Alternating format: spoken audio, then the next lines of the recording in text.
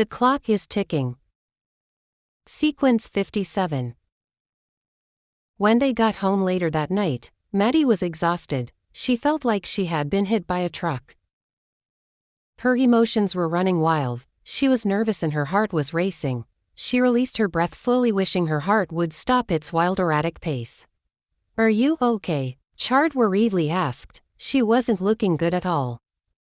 "I want to take a bath before I can rest." She said. "You will also get some rest." Maya yawned loudly. "You really need to rest. I have put you through so much trouble today."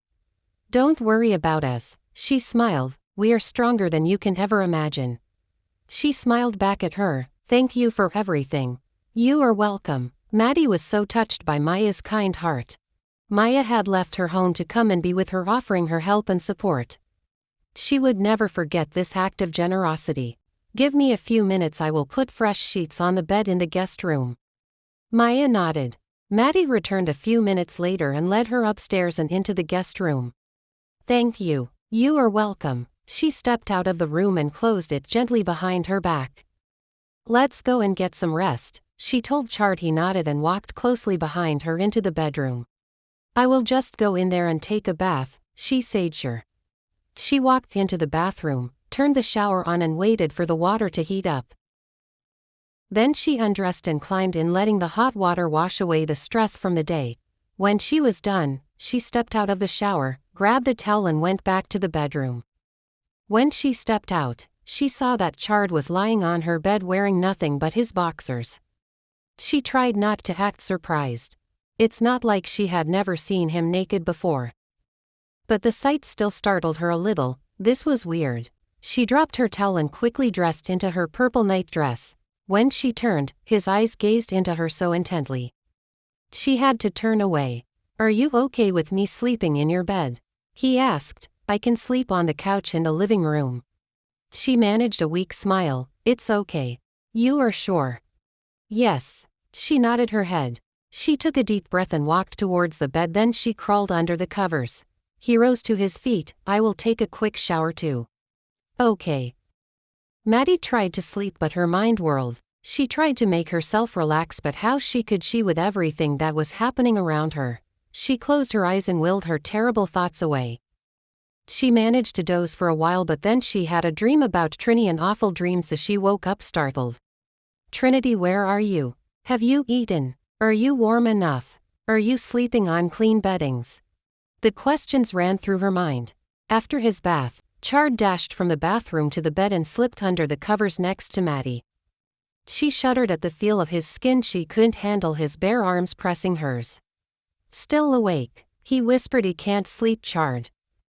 "I am worried about Trini." "What if?" He didn't allow her to finish her sentence. "Come here," he said. She moved closer to him. He guided her head to lie on his chest. She draped her arms across his waist and listened to the steady beating of his heart.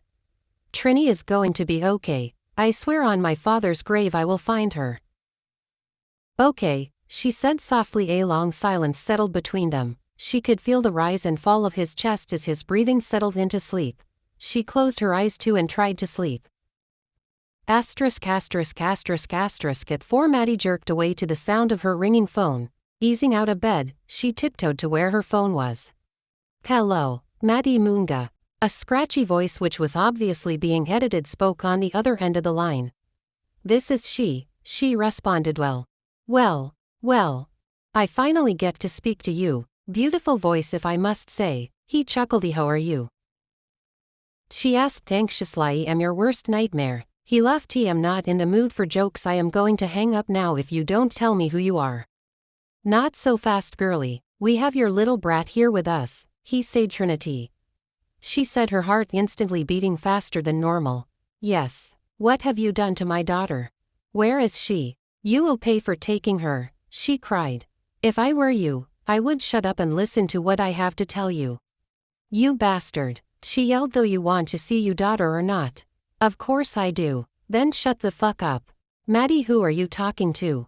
Chard sleepily asked. She signaled for him to keep quiet and put the phone on loudspeaker. "My men and I were working with Thomas, and we have Trinity here with us. Now that our boss is dead, I have taken over this deal," he said. "What do you want?"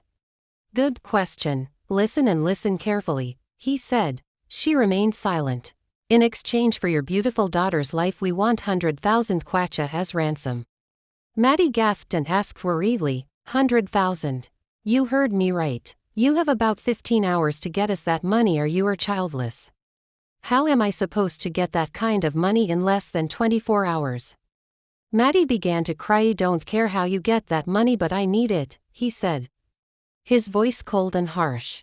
Is my child still alive? That's for me to know and for you to find out. Please let me talk to her. You don't call the shots here, I do. Please, she pleaded. I will call you back in a few hours when she is awake and then you can talk to her. Thank you.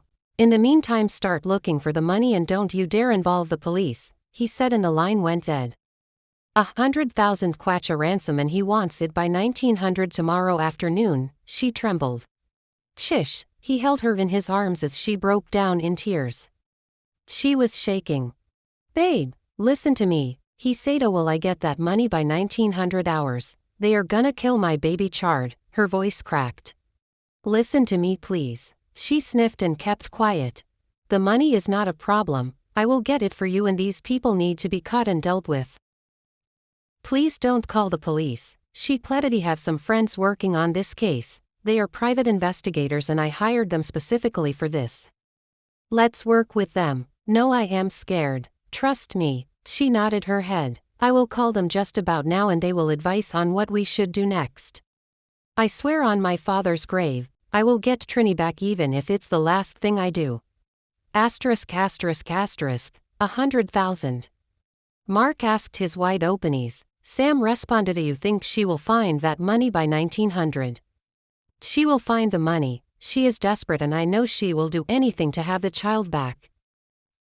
She will find the money, X said sipping from his bottle of beer. From what I have gathered, she is dating some millionaire and I am sure he will come through for her. Great, Mark responded. So all we have to do now is to be alert. We need to get our things ready. As soon as we get the money, we are off. Don't you think she will call the police? Mark asked. And risk losing her child? Asked Sam. She wouldn't be that stupid, trust me.